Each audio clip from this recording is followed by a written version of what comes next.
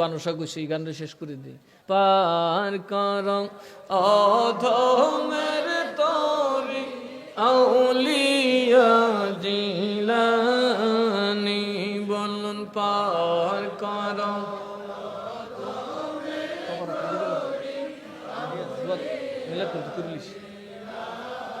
নি বলুন পার কর অধমের তরি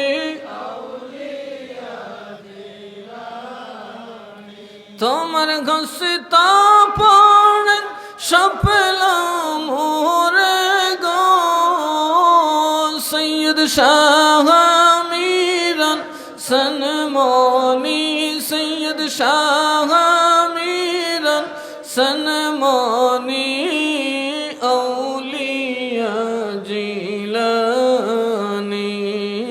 পার কর অধমের তরি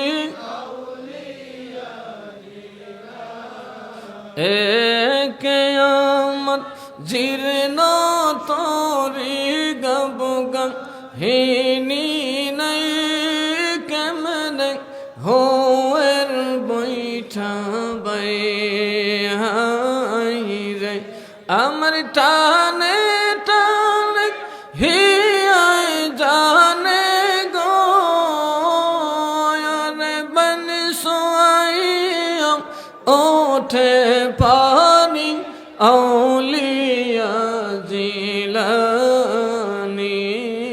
পার কর অধমের তরি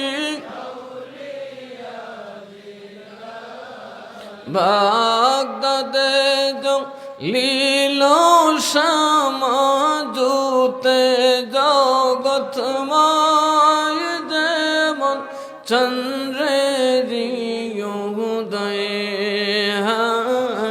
রে বাগদাদ জালিল সমাজুতে জগৎময় যেমন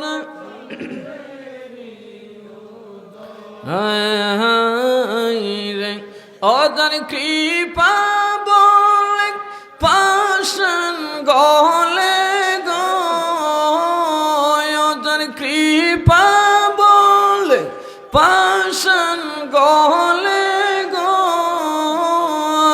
রে রঙ গয়া যায় পারসমণি অরে রঙ গয়া যায় পারসমণি আউলিয়া জিলানী পার কর অধমের তরি